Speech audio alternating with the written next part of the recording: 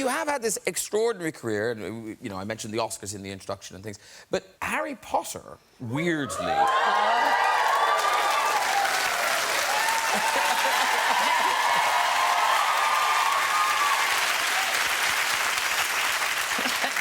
But that did sort of change your life in a way. Well, yes, a lot of very small people kind of used to say hello to me, and that was nice. It was a whole different lot of people. Yes, but also so weird that they'd only know you for that one thing, like you'd never existed before. No, I never had. And except one kid once said to me, he said, were you really a cat? And I heard myself say, just pull yourself together. How could I have been? Anyway. But funnily enough, I was in Waitrose in Storrington, my favourite. And a little boy was at the checkout with his mother, and he kept looking at me. And I thought, what am I going to do about it? And he kept looking at me and looking at me. And I said, can I help you? And he said, it's all right, it'll come to me in a minute. I thought it was so sweet. So lovely. We can't stop talking about your career without mentioning Harry Potter, because you were Yeah. Lots of different... You got kind of different people come up and approach you after Harry Potter. That, I'd say, people, you know, they're funny because they actually get really scared. In fact, I was walking down Hampstead Street and somebody actually just screamed.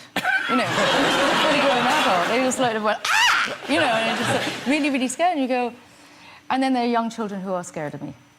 Yeah, they're just scared of me. Between that and the red, because sometimes it's quite useful.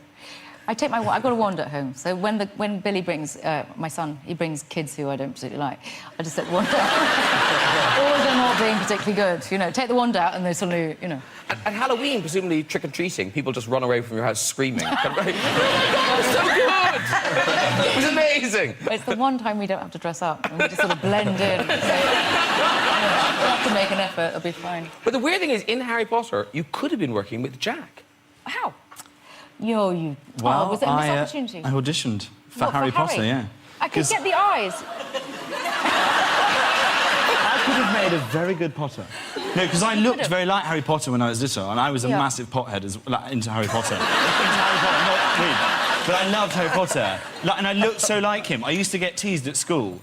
There was a school bully, because my school was actually quite rough. I know this is all like a big app, but the school bully was horrible to me. He was called Atticus Hoy. He used to tease me for looking like Harry Potter. Every day I'd come into school and be like, "Oi, Potter, why don't you piss off back to Hufflepuff?" Yeah. Now, HBC already sees where he's gone wrong there. 1, it's Hufflepuff, and 2, Harry Potter was in Gryffindor. Yeah. Expelliarmus, Atticus Hoy. Right, we have a picture. We have a picture of Jack. The clue's in the picture. I think you are age 11 here. Who would bully that? That's very cute. Like, he could have played the part. Yeah, he could have. Dolores Umbridge. What is the connection between Dolores Umbridge and Harry Potter and coronavirus? You tell me. Because I don't do social media or anything, so I have no idea what's going on. Well, on Twitter, there's lots of these tweets. If we follow Dolores Umbridge's proclamations, nobody would get coronavirus. Did she bring in social distancing? Did she invent it? Yes, absolutely she did. And all for the better, I feel, yeah. Coronavirus is the Dolores Umbridge of the world right now. Also, if coronavirus had a name, it would be Dolores Umbridge. Oh, oh gosh, OK. I'm going to keep a low profile on that. Actually, social distancing for you, as Dolores Umbridge, do people kind of scatter out of your way in supermarkets anyway? They absolutely do anyway. So I've never touched anyone in the street when I've been walking around. Although people, you know, they do go, "Oh, are you?" And I go, "Step away, step away." And they do. Yes, they do. Rafe, you hate prosthetics and things, don't you? I don't love them, no. But don't you choose jobs to avoid them? After Voldemort, I did. I have, yeah, yeah. Because how much of that is prosthetics on Voldemort? Actually, to be honest, on Voldemort, not so much. A lot of painting and... Oi, oi, oi. Hard. Very little, actually. Teeth, the eyes... Yeah, it's more or less. I've seen what you mean, yeah. Latex around the Yeah, eyes. they shave the beard off, right? Yeah. That's a good look. But wasn't there a moment when you kind of knew the Voldemort look was working, when you were on set? And you met her? Yeah, I passed by the script supervisor, had a little boy who was on set. His son, maybe? Her son, I think, for 5 years old. Anyway, I passed by this little child. I just looked at this boy. He just burst into tears.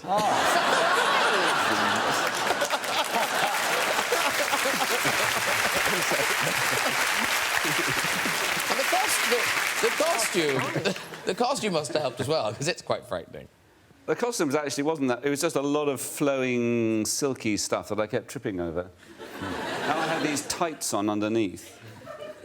And they were like ladies' tights. And they ripped in the middle. Can I just say?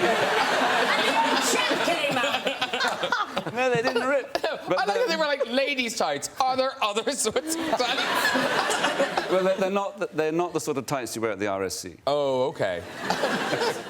But you did have a problem No, with what happened tights. was that the tights used to work their way down, so the gusset of the tight was sort of around my knees.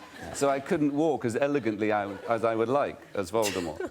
So eventually then I said to the dresser, he's called Neil, he's very sweet. He always had his head up my skirt, trying to adjust things. And I said, would he mind cutting them off so I had a garter belt? So for most of Harry Potter, underneath the robes, I have very nice garter belts. You spoilt it for everyone now. Now, Daniel Radcliffe, presumably you are familiar with Miriam's potty mouth because...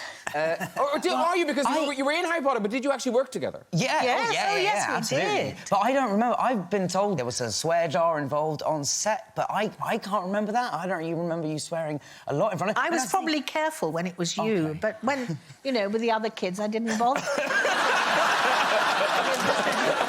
He's the lead. Yeah. I was just talking backstage, if that's what you call that funny little right, Miriam. grubby area. And apparently it's 20 years since Harry Potter came out. Since we started filming the first one. And your balls have dropped since then, I can tell you that. It's a relief to us all. I hope so. Yeah, because they're just wee kids then. We get it, yes.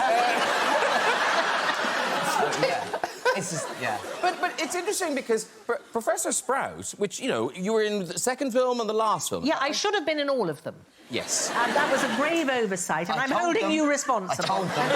But anyway, it was wonderful to be in the two that I was in, and I'm very proud of it. But you do get recognised as Professor Sprout. I do. I mean, I think I've changed since then, but people do recognise me. And funnily enough, in Lithuania, Lithuania? Have you come just to see Professor Sprout? I don't think so. Are the films called Professor Sprout and the Deadly Hallows? I just think that's incredible. Like, you're being mobbed in Lithuania and you were Professor Sprout. Imagine being this man. I know. What was it like? I mean, it's weird and funny, and I think the best way to see it always was like weird and funny because you know, and it ebbs and flows, and sometimes it's in your life a lot, and sometimes it's not in terms of getting recognised. And there's been lots of very odd moments. I was chased out of a science museum in Spain, and I was just like, but it was sort of fine because everything was in Spanish there, and I couldn't understand anything inside, so it was time to leave anyway. Yes. And then, but yeah, But someone thought you were something else in New York recently. Oh yeah. You know what? Actually, this did not come up in with it. Yeah. So I did recently. So me and my girlfriend fostered a dog, and we sort of got our friends to adopt it. This isn't unnecessary for the story. There's a dog with me. I was on the street with this dog, and my girlfriend was in the shop, and so and it was very cold. Hoodie. And I got my hoodie and my fleece hoodie, and then a big coat over that. And the dog was really cold, so I was like, oh, I'll just kneel by you and like stroke you and like try and keep you warm. And then I saw this guy like look up at me like 10 yards away and smile, and I was like, yeah, and just carried on. And then he walked past me and he came back like, he got about 5 steps past me and then just reappeared with a $5 bill over my shoulder and just went, "Get yourself a coffee, mate."